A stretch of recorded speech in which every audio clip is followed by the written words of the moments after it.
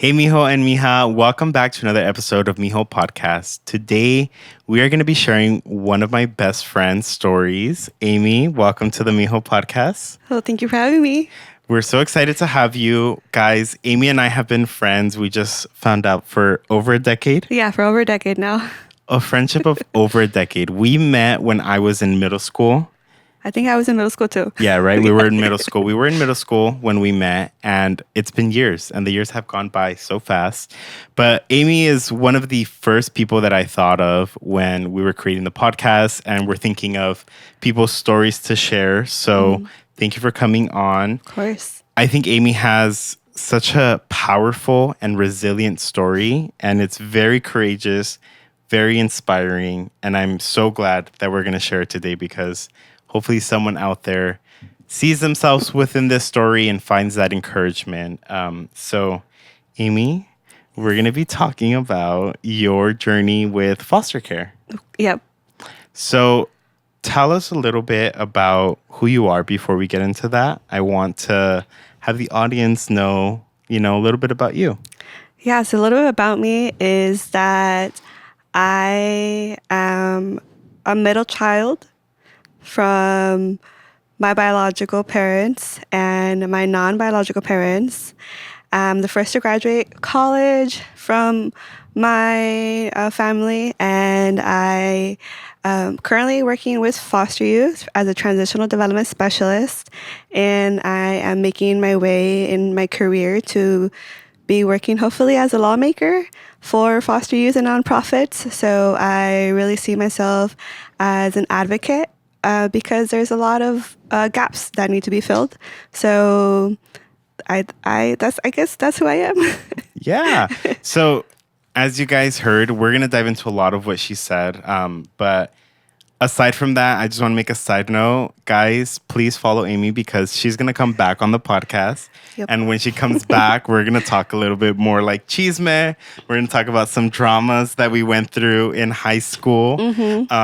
And, things that we heard post high school about people. And that's going to be a fun episode. But yes, very chisme talk. Yes. First, I wanted you guys to hear, that inspiring story. So talking about foster care, I want you to walk us through how you first were introduced to the system, if you don't mind. Yeah. So it all started off when I was about 7 years old, I believe. Yeah, 2007. Unfortunately, my upbringing wasn't the best. My biological mom, she was very addicted to drugs, and she had an abusive relationship with her partners. And I obviously, at a young age, was so oblivious to it, didn't know that I was not living in a good home. And I felt like I had everything in the whole wide world. So one day, it just happened so randomly. I remember it so vividly.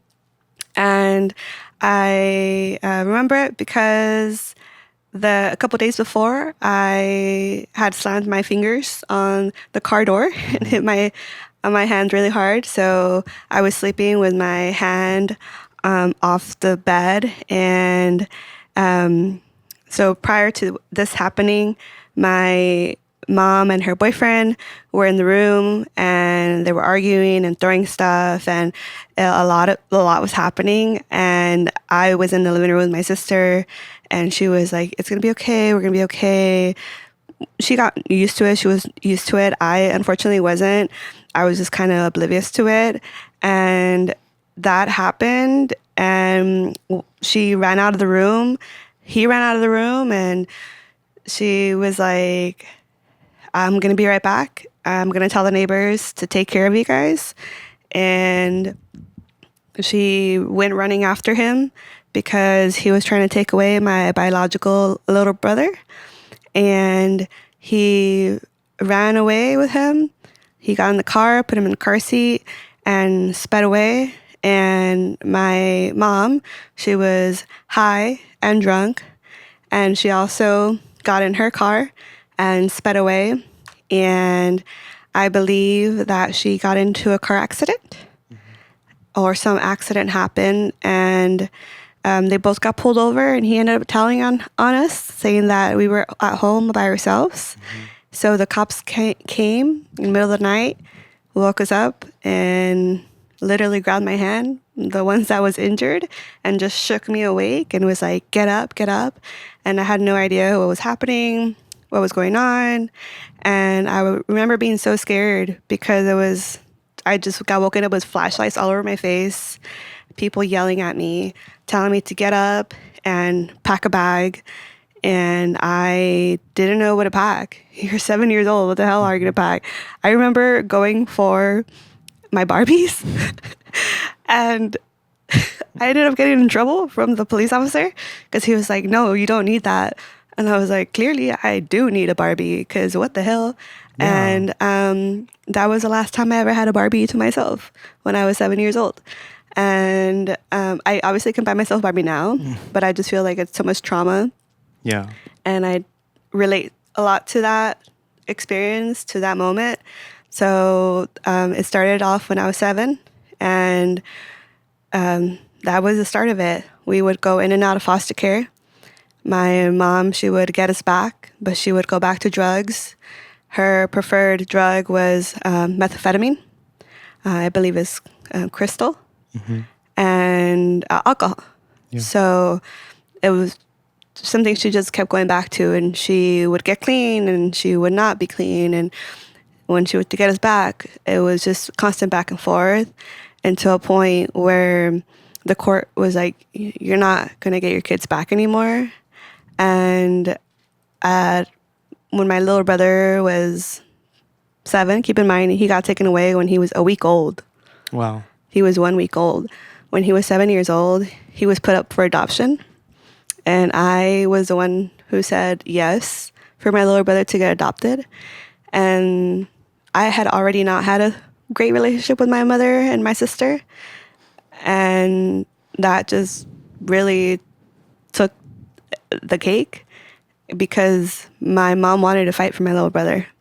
But I knew that I didn't want to put my little brother through what I was going through. And it was the constant back and forth, whether the stability, having to move schools, having to go to different families, the mental health problems that came with it. And I knew I didn't want that for my little brother, and I knew that I had to save him. And my older sister, she said that she didn't want my little brother to get adopted. And my mom said she didn't want my little brother to get adopted. And I was the one that said yes. And so that we went to court, and they ended up finding out that I said yes. And I got in trouble from them. They stopped talking to me. And then my biological dad passed away when I was a senior in high school. And my biological mom tried to come and consolidate me and be there for me. And I just knew that her intentions weren't pure. I didn't know what she wanted from me, but I just knew that it just wasn't pure. And losing him for me was like the worst possible thing because unfortunately, he wasn't there during that foster care experience because he was in prison, because he wasn't a good person. But for me, he was my good person, and he was my dad, and he treated me like the best. He was my first love, you know? So losing him really meant a lot to me. And I tried getting close to her because I knew how much my dad wanted us to be close to one another. And she just kept playing victim. And whenever I tried to bring up like why she didn't want to fight for us, it was always like against her. And it wasn't never like that. I just always wanted to know like why couldn't she get sober? Why couldn't she stay sober? Why couldn't she fight for her children? And why is it that when one of her children got adopted, she didn't want to fight for the other two? Yeah. And so, I just moved a lot in the foster care system. I was with my siblings for a while, and then I tried taking my life away, and I got removed from my siblings. And that was the most toughest part because now they're super close to one another. And I don't talk to any of them. But I do have a different family now, and I'm close to them, and I appreciate them for that. But my biological family, I have no contact with them. And it's because of the system. The system. Yeah. And I know you mentioned like the instability and like moving schools and cities a lot. What do you think are some misconceptions that people have about the system or foster care, youth in particular? Yeah, I remember I got bullied a lot in church, actually. kind of, I would get bullied a lot from this one kid, and he would call me an orphan when I knew it wasn't true, because obviously my birth mom, don't know if she's still alive, but at that time I knew she was alive, and my birth dad, he was alive at that time too. And so it really hurt me because I knew I had both parents alive, but for him to call me an orphan, it kind of really hurt a lot. And also, he would also say like I was never wanted, and I kind of ended up accepting that growing up, and it's still something I deal with now to this day, where I'm learning to accept that people do want me in their lives, and I am loved and accepted by people. But just growing up in the system, you learn to not trust people because people are in and out of your lives all the time. Yeah. You don't know if I tell you something, if you're going to go tell my social worker, and my social worker is going to tell my foster mom, my foster mom's going to go ahead and get mad at me for saying something. So you grow up learning to stay quiet, be quiet, and not really trust anybody. And obviously moving around so much, you can't really have friends. So it is weird for me to be like, oh yeah, I have best friends now. Because I didn't know I would ever have to be able to say that word.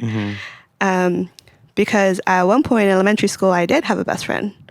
And then I moved. Yeah. And I lost that best friend. And I had to start all over again. And not only did I have to start all over in making friends, but I had to start all over in finding out the hierarchy of the school system and who's popular and who can you talk to and all the other stuff. So it's definitely very difficult to not only have to manage and figure out like on your own, like you're moving, you have to move to a whole different city, but you're moving on your own. My siblings didn't come with me. Sometimes when they would come with me, I would be the first one to move. Because I have medical conditions, and I am more wanted in that aspect, because if you have medical conditions in foster care system, you get paid more if you're a foster parent. If you don't have as medical conditions, you just get paid base. But lucky for me, I have plenty of medical conditions that was able to give my foster parents that want, like, oh, I want her because of those medical conditions. And even when it comes to the medical conditions, we say, people go into become foster parents not for good reasons all the time. And I definitely was able to understand that, because I had a foster parent who, she got that paycheck, and I never went to a doctor for 2 years.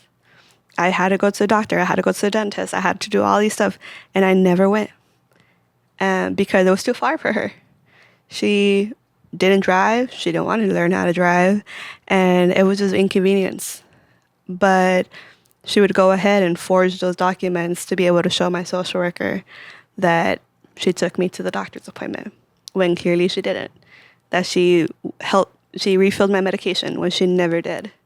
So, yeah, the system is nothing nice. Yeah. I think often I hear a lot of people say, that foster parents are there to help provide a temporary home or to help like save kids who are in the system. And we hear the system a lot, and it has multiple applications for various different departments. But I do think that's true. And I think that's something that I learned through you. And in our childhood growing up, you would share these stories of previous foster homes that you'd be in.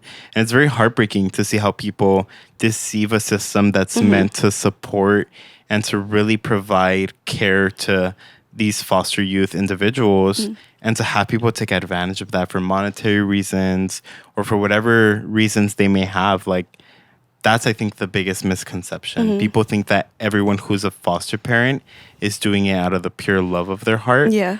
And that comes with emotional impacts. And unfortunately, the individuals that are on the receiving end of that are the foster youth. Yeah. And I'm not saying that everybody that is a foster parent is like that. Yeah. Because I was very lucky and blessed at my last foster home and my last foster parents, which I now consider my parents, and they consider me their daughter, I wasn't just a paycheck to them, but I was their daughter. Like, they literally see me as their own kid. And for me, it was hard to accept that. Yeah. And like, growing up, and even when I left to college, like, it was a difficult thing for me to accept, like, oh, these people actually want me in their lives. Because at 18, they can be like, I don't want you no more.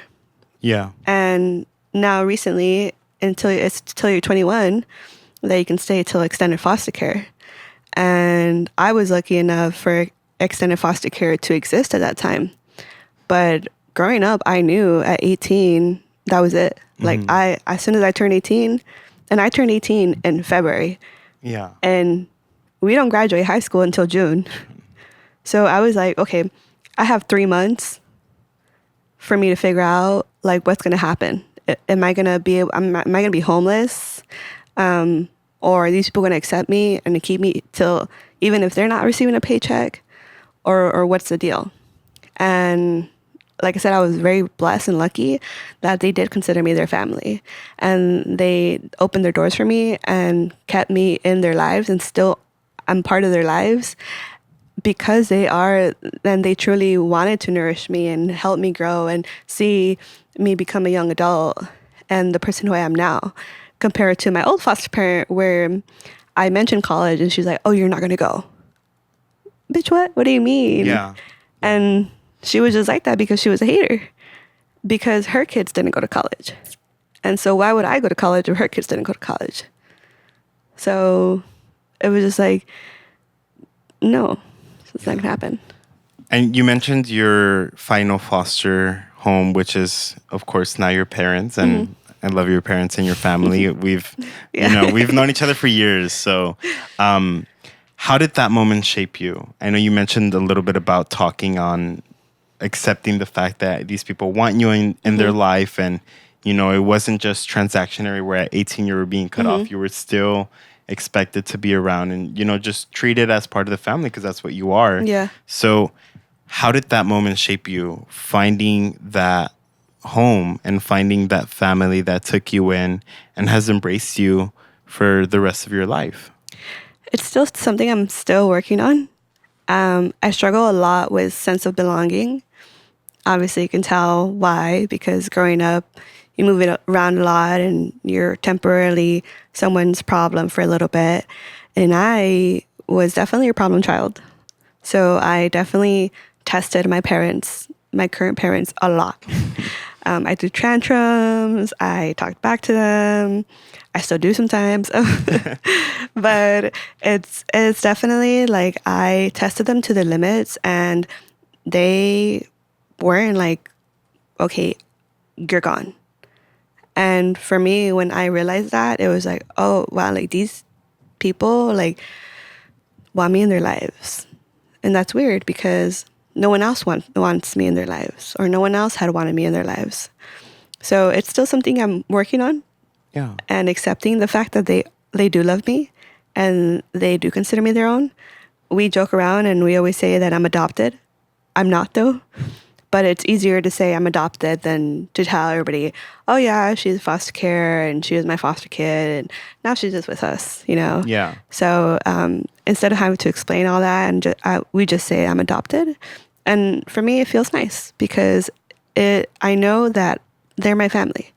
And people say, like, you don't choose your family, you choose your friends. But fortunately for me, my family ended up being one of my friends. I didn't get there randomly. I actually had a really great social worker who advocated for me because at my foster home that I will just call her Salvador. Salvador She was really abusive and she was really manipulative, and it was really toxic and really bad that like my church friends and their parents knew how bad it was, but they couldn't do anything about it. So one time my social worker, she got pregnant, a blessing from God, and she couldn't visit me because she was on maternity leave. So we had temporary social workers come in every month. And we had one temporary social worker come in, and she put Salvador in place. She told her, you can't be here when we're talking. You have to go into the other room.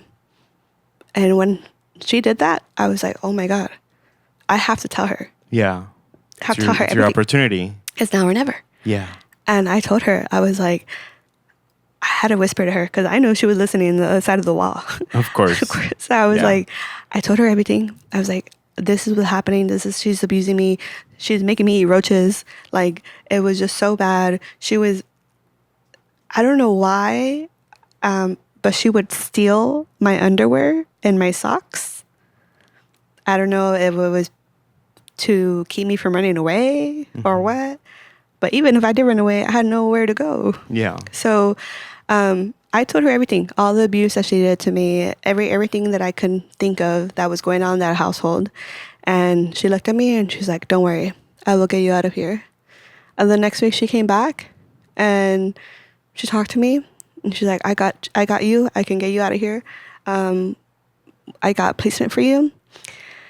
I was so happy, but I was so sad because I was going to miss my last month of 8th grade. Oh. After I just finished making friends, like my 7th grade year.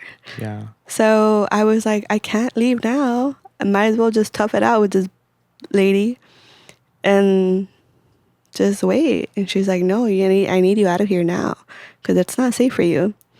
So I told her, I was like, well, I have a friend. Maybe you can talk to her parents. They seem pretty cool.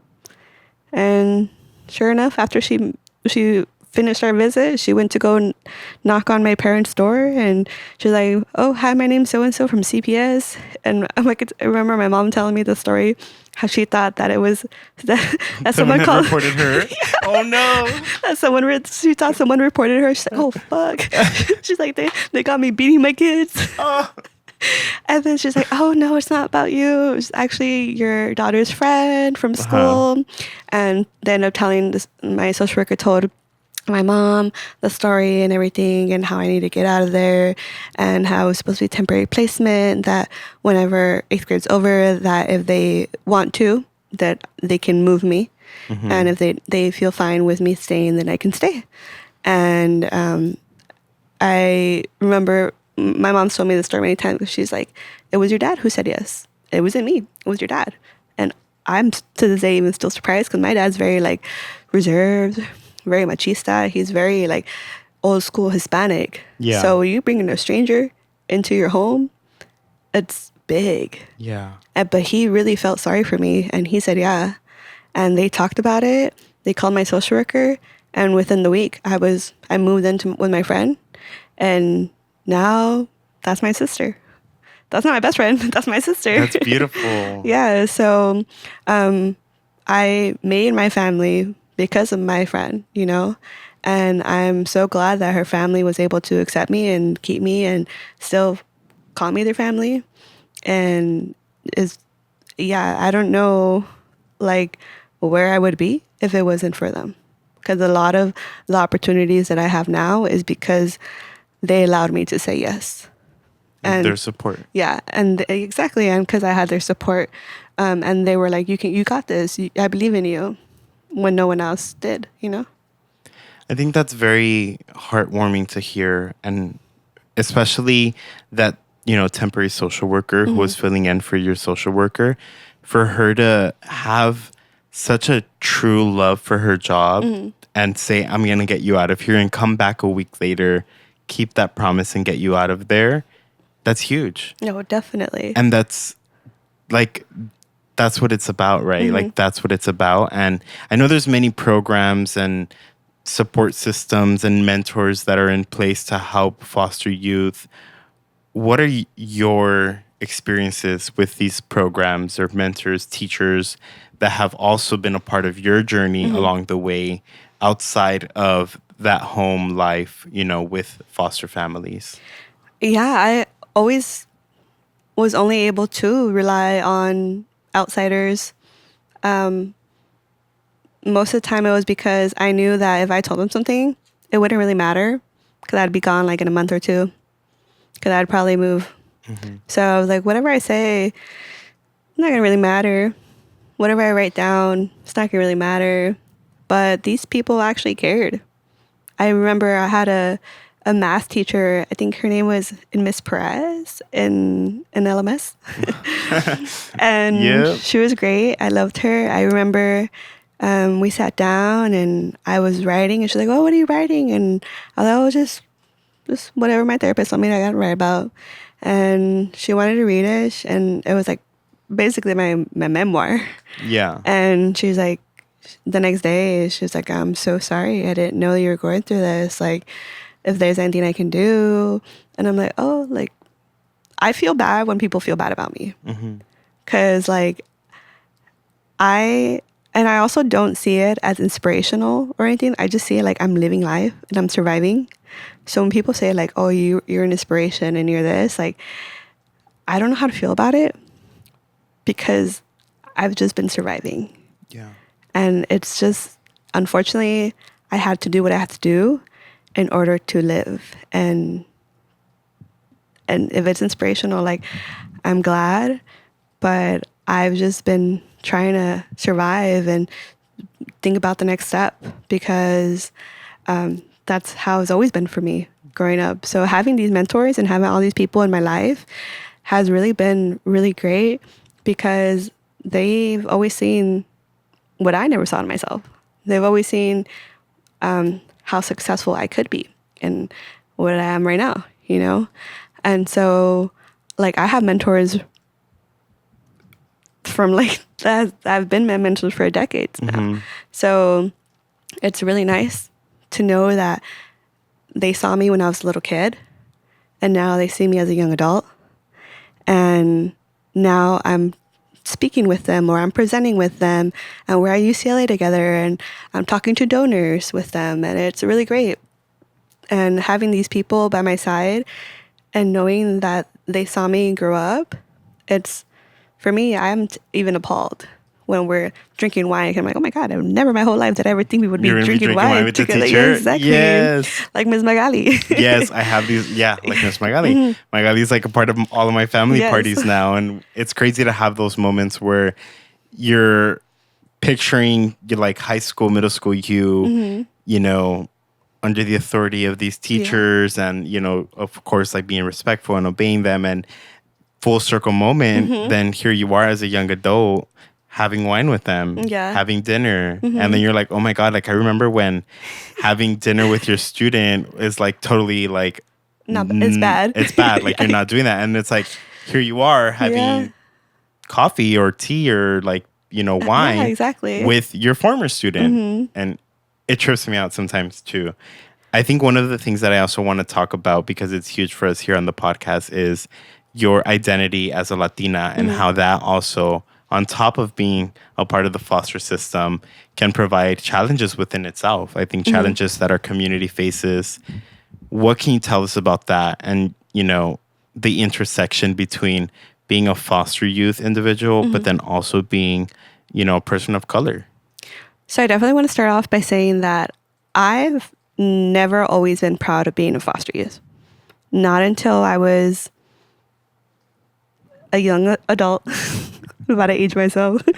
not until I became a young adult is when I realized that this is my identity, as part of foster youth. No matter how much I want to erase it, it is part of me.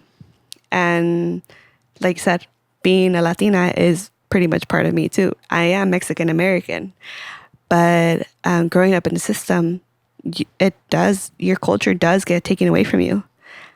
My culture got taken away from me. I grew up speaking English and Spanish because obviously English from school and friends, and then Spanish because my biological mom only knew Spanish. And then when I got taken away at 7, I went into homes that didn't speak Spanish. So what happened next? I stopped speaking it. I stopped listening to it. I didn't listen to the music. And I kind of lost it. I didn't really gain it back until I moved with Salvador. And it's the only reason why I gained it back is because, first of all, we would go to all Latino church. So sermons were in Spanish. So I had to pay attention. And then she only spoke Spanish. And she only made me speak Spanish. Even if I didn't know the word, she basically would verbally assault me until I... You would learn the word. Exactly. Wow. I would be like, oh, what's the... ¿Cómo se dice? And she would like beat down on me verbally. Like, you know how to say the word, say it. And I'm like, I don't know how to I don't know. I'm like, I don't know how No, to say it. I'm like, I've never, first of all, I don't even know how to say this word in English. It makes you think I know how to say it in Spanish. And yeah, like just being verbally assaulted by this lady is how I learned to speak Spanish. And thankfully, I kind of learned. But I definitely understand it more than I speak it because my Spanish is very choppy. And I always say that to everybody that I speak Spanish to. I'm like, I'm so sorry. It's not the best. I try my best though. But it did get taken away from me because I didn't grow up with it. And then on top of that, in the Latino culture, you have the coming of age party, the quinceañera and all that stuff. Yeah, I didn't get that. And I think it's interesting for me. I'm sitting here and, we've had conversations like this over the years, but it finally like clicked, and it's like a dumb moment for me where it's like, that's so true. Like you enter these spaces where you have that identity taken away from you, right? Like you don't get to pick what home you're going to go to. You don't get to pick if they speak Spanish, if they positively celebrate our culture, our heritage.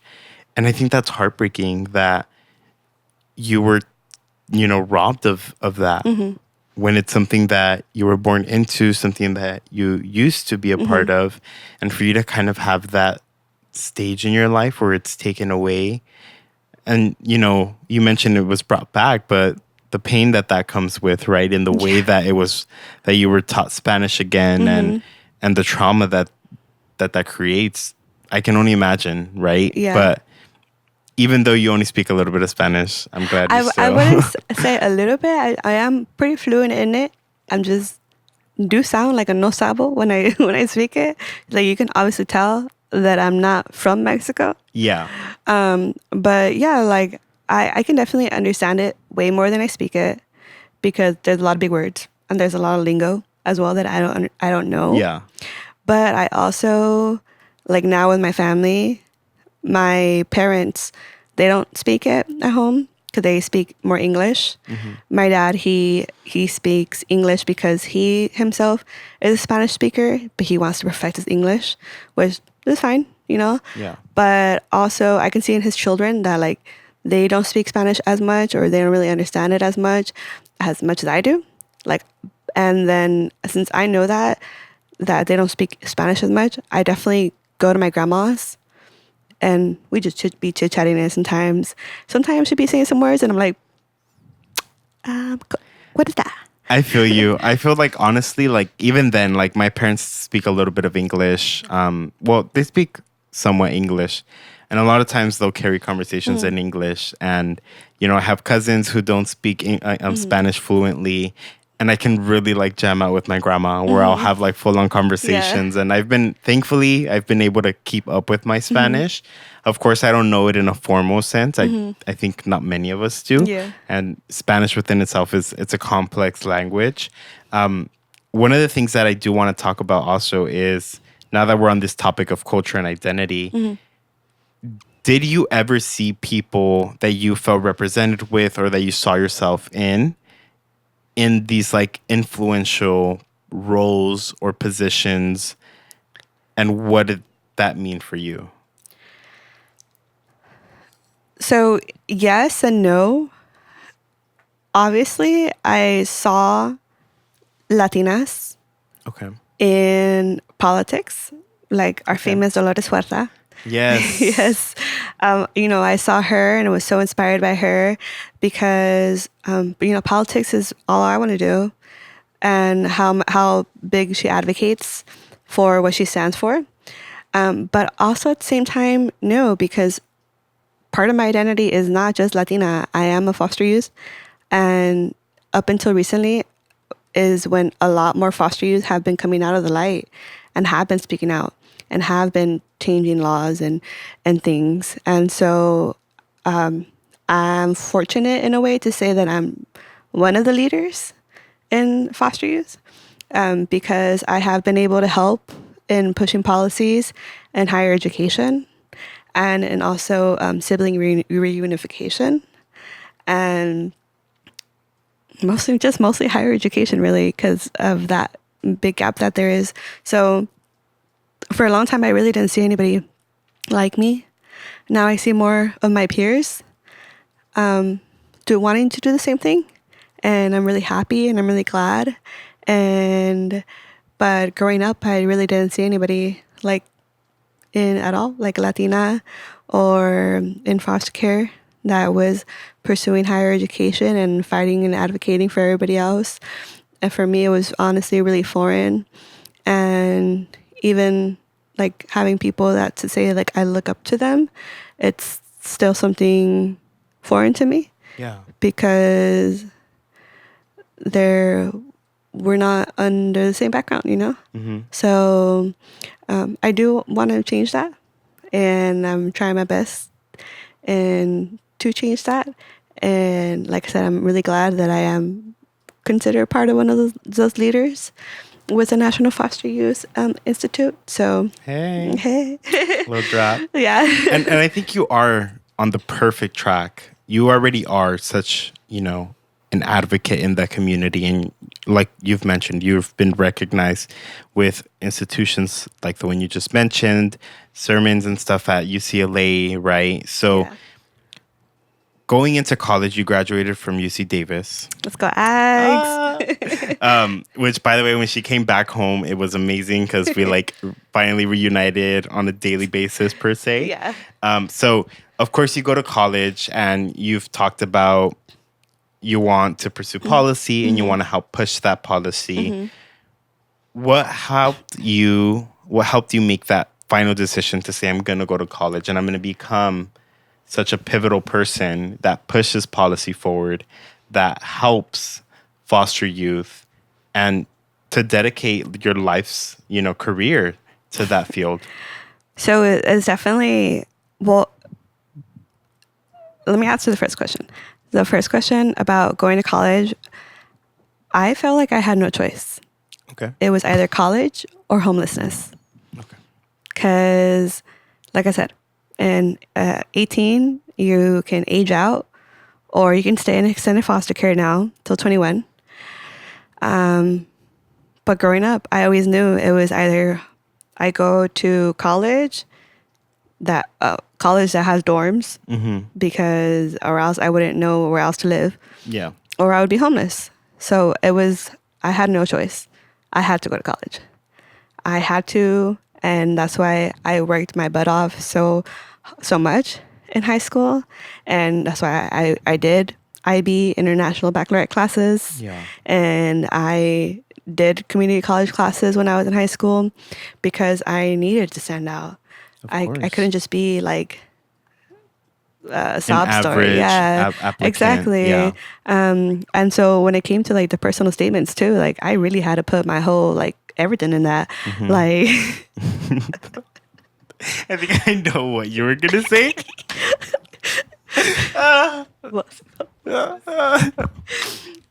Put that whole thing in there.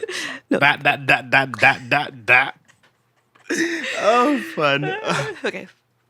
No, but it's real talk, No, right? yeah, Like, yeah. it was a decision made out of necessity, Yeah. right? Where it's like your first thought was, life. Yeah. And after came the thought of like, okay, well, college, right?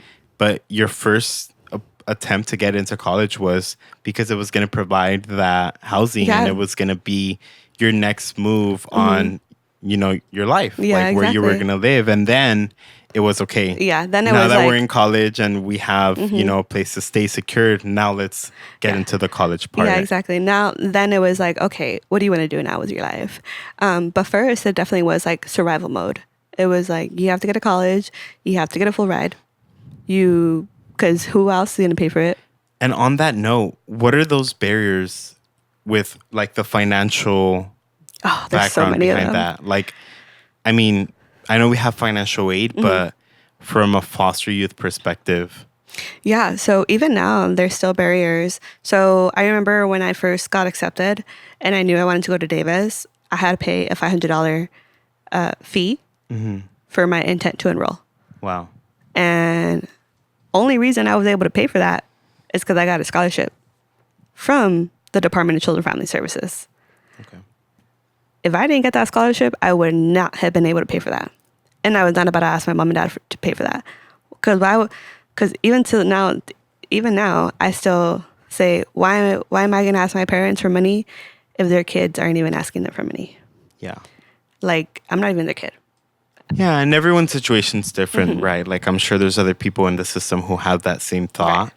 And I think that's also why it's important. A lot of agencies and a lot like the government, right? And a lot of colleges, like they're so hyper focused and fixated on paying for college, but no one thinks about these expenses that come with college, the application fees, The housing the housing fees. How How are to you going to get get up there. to Davis? What amenities do you need to bring with you? Exactly. Like, do you have those resources? And a reason why I'm such an advocate for that now is because I briefly worked for an agency who was providing scholarships that covered everything aside from college, tuition. It was paying for the tickets if someone was going out of state or even just traveling up north or down south, whatever it may be. It was paying that, application fee. It was giving students stipends so that they could buy things for their dorms, so they can have gas just to kick them off and, when they find a job. So Yeah. I think these are great programs. Oh, What definitely. what's like your advice or what are your thoughts on what other agencies can keep in mind and what more they can do in regards to these opportunities for, for funding the other experience of college? Yes, I definitely think that that what you just said, that place that you're working at is really great because it is something that I still see right now with my kids and how they're struggling. Even if it's a housing fee, $35. I can easily pay for that for them. But then I have 12 other kids that need that housing fee too. Then I can't do that. I can't choose like, okay, I'll pay for you, but I can't pay for this other person. I definitely think that they should, and a lot of advocates for foster youth right now are advocating for that barrier, for that gap that's from transitioning from before your FAFSA kicks in. So like once that FAFSA kicks in for foster youth in California, we're fine.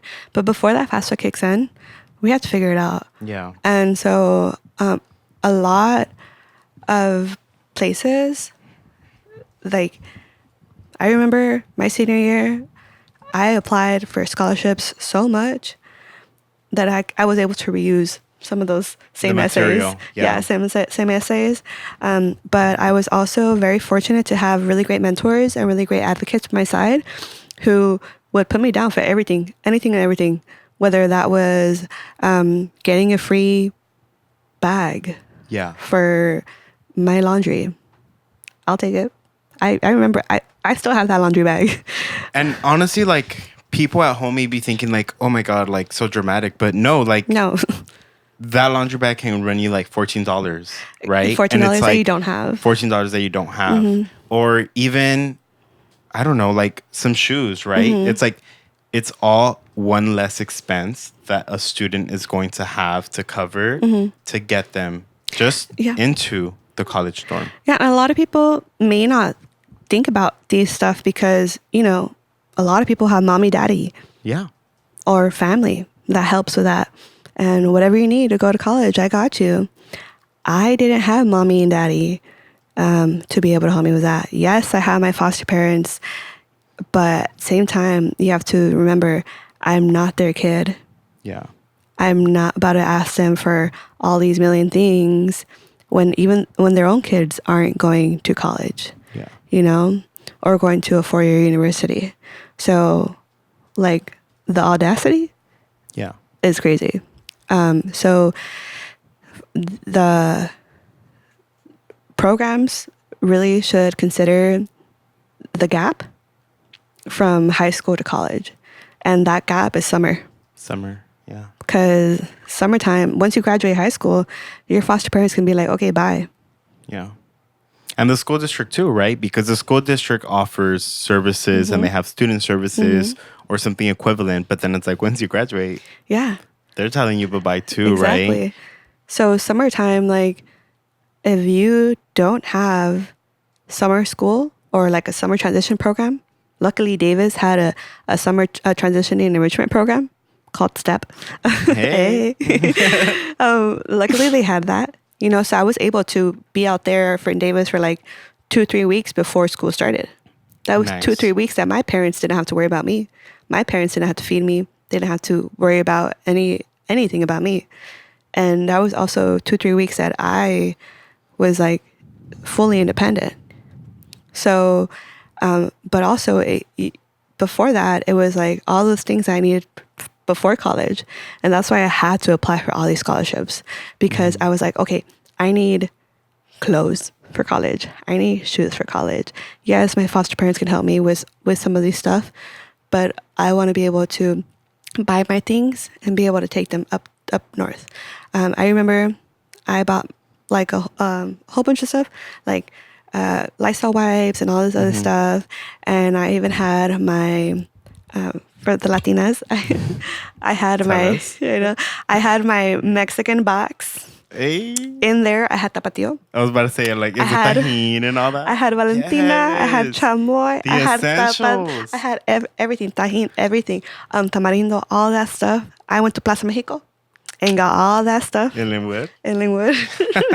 I went there. I bought all the stuff I needed, and I'm so glad I did because in Davis now it's different. But when I first went up there, Davis had no Hispanic markets. Oh, Nothing. If you wanted tapatio, good luck. good luck finding it. If you want chamoy, you gotta go to the whole other city. Wow. So I was so glad. And every single time that I would come back down, Stock up. I would get a whole other bottle of chamoy. And I would ration. I would ration my chamoy. I love chamoy, so I would ration Really? the hell out of it. Yeah. And then you're like, that'll get me back to like summer when I can go back down and get some more. Exactly.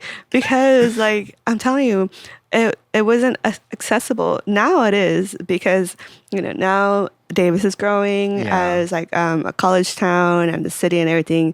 But before when I went up there, it was completely different. Even like the dried chiles and all that stuff, like they did not have that. Wow. So Such a culture shock. you know, definitely like and growing up where we grew up, it was just like Hispanics and African Americans. Yeah. So when I went to Davis, it was just whites and Asians. It was pho and ramen. Fun ramen, yeah. Which are good, by the way. Yeah, don't get me wrong, I love pho and ramen. It's definitely a culture shock because you're coming from LA, which is such a diverse Yes, burritos, tamales, tacos, like everything. everything. And you don't even think about it because it's everywhere. It's down the street and there's a taco place. And you're going down the other street and there's a Michoacana. And you have Plaza Mexico, which is like 5 minutes away. And we're just like, oh, it's whatever for us. Yeah. Once you get like extracted and put in a whole different city, you're just kind of like, Yeah. oh my God, I didn't realize how easy I had it down there. I remember I joined like a Latino club, and one of our fundraisers was pan dulce. Okay. I was like, where did you guys get the pan dulce? And they're like, sorry, we can't tell. I was like, gatekeepers. Oh no. But I ended up finding out where they got that pan dulce from. You saw them there the next time and you were like, Yeah, I was I'm like, judging. Well, I think also, you know, we've had great conversation and we're learning so much about like the foster care system and foster youth. now that you're on the other side of that system and that you're helping and you have, a caseload with students, what does that feel like? And walk us through that experience of now being on that other side. So it definitely feels like a full circle moment for me because I'm a transitional development specialist, short for TDS. Okay. Well, long for TDS.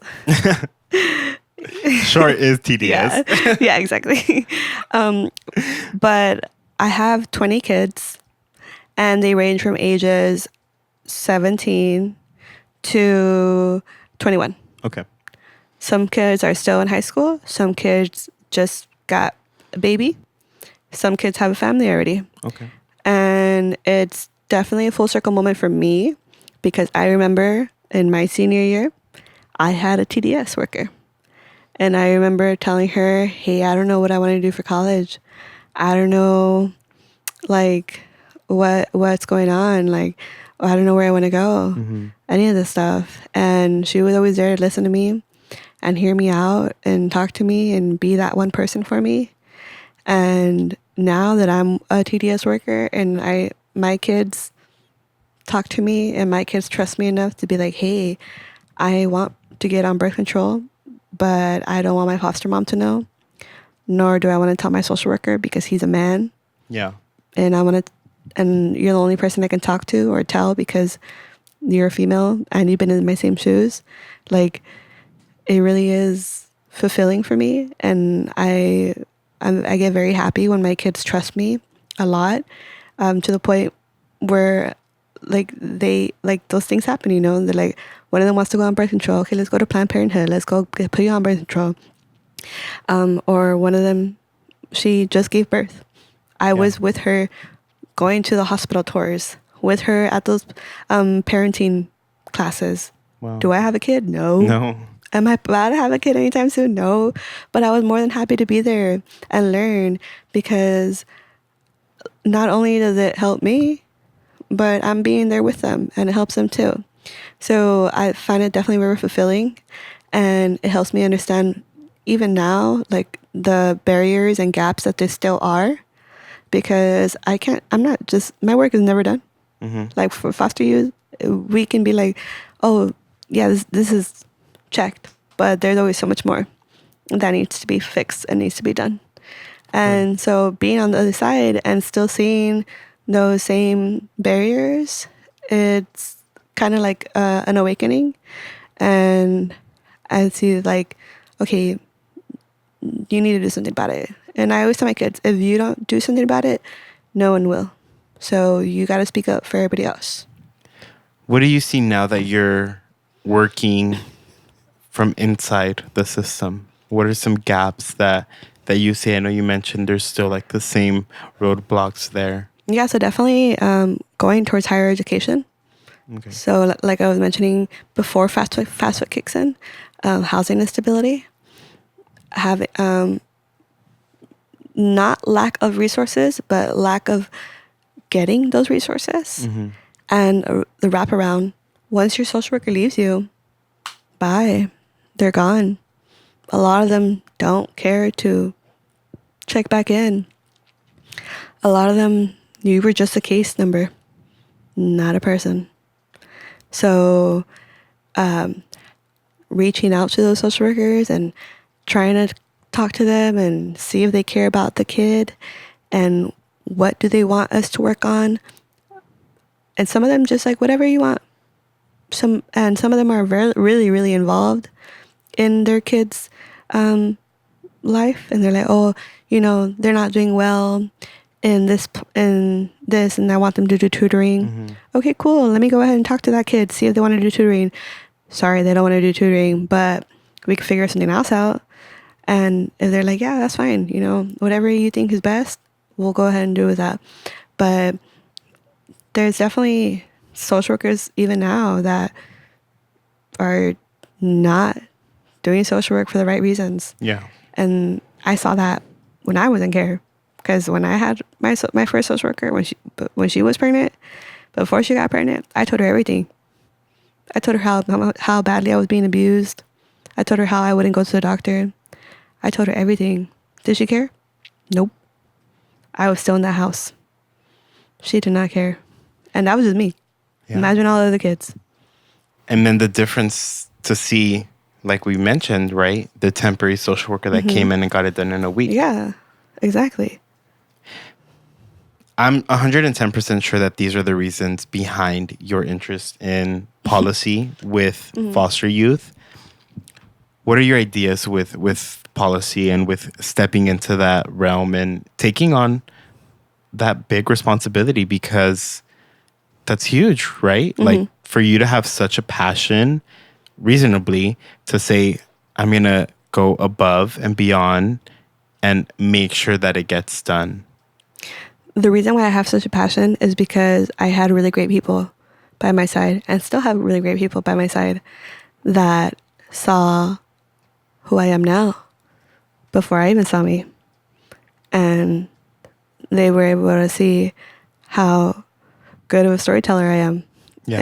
And good of a big mouth I got. Hey. And they're like, she got a big mouth, put that shit to work. Yeah. Like, so if I love advocating. And I remember at one point in college, I was like, I didn't know what I wanted to do with college. I didn't know if I wanted to continue political science. I was lost because I felt like I had nobody. I felt like I was alone. And then I really thought about it, and I was like, I've always had this one nonprofit, First Star. Hey, little plug. I always had them by my side, and they always helped me in everything I needed help in. And I was like, you know what?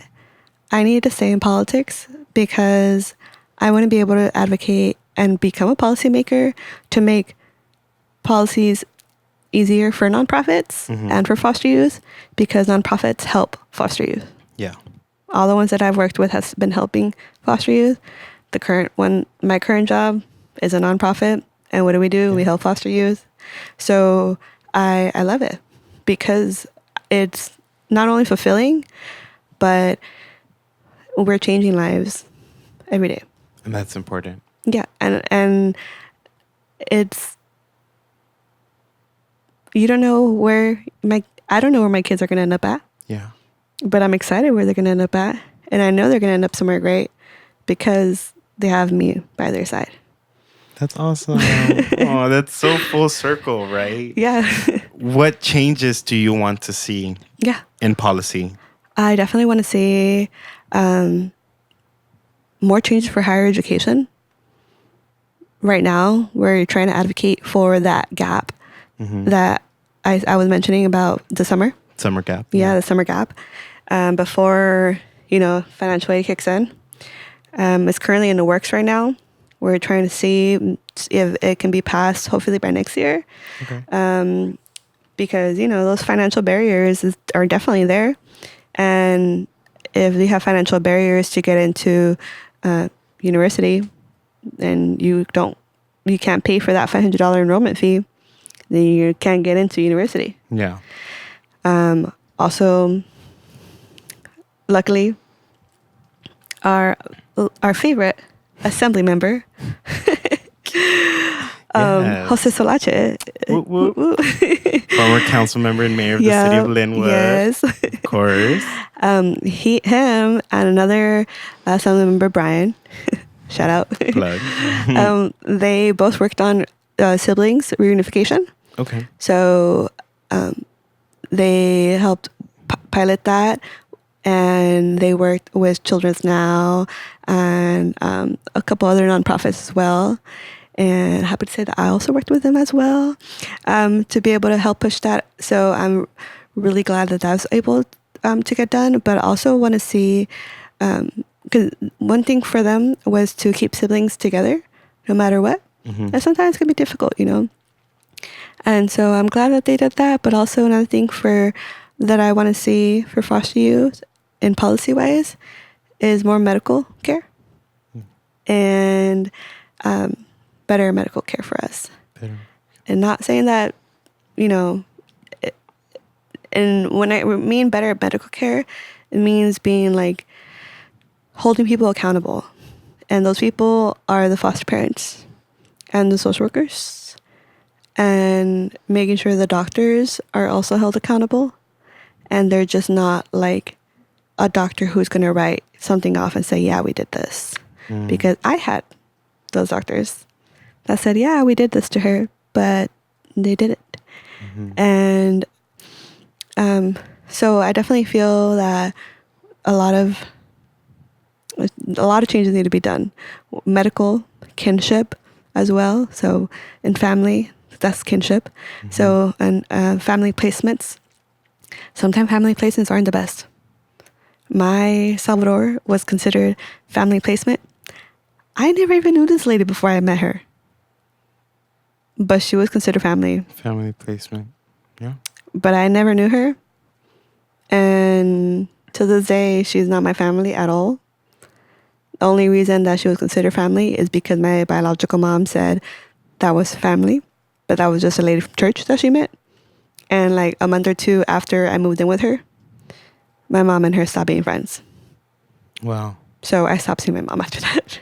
So yeah, like there's a lot that needs to be done. I can imagine. Do you have a dream role in policy?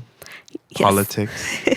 I want to be a policymaker. Okay. So I just want to make policies. Do you want to get down gritty with the work and hands-on make Yes. that policy? That's great. I want to work with nonprofits, literally anybody really who gives me a chance. But I want to be a policymaker. I could care less for Senate, for Assembly, Okay. for presidency, any of the other stuff. But there's a big but. If I have to run for something in order for me to pass a policy that I want to pass, then I will do so. But if I don't need to, then I will not do it. You will not do it. No. Well, I mean, we've learned so much from you today, and I appreciate you coming on to the podcast and sharing your story, your experience, and now your journey, with your career in foster youth.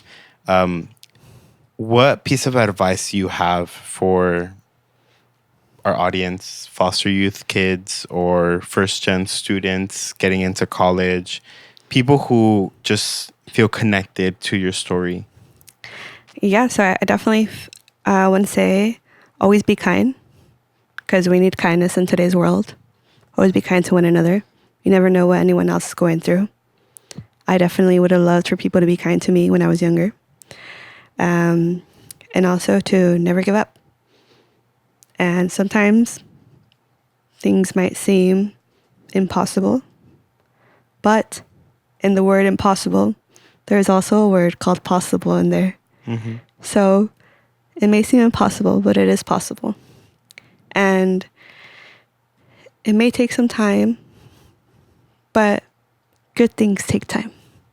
Of course. And I don't want you to give up on yourself, because if I given up on myself, I wouldn't be where I'm at right now in my career and in my life. So if you give up on yourself, so if you give up on yourself, you don't know where you'll end up at. And you'll just be dimming your own light. Yeah.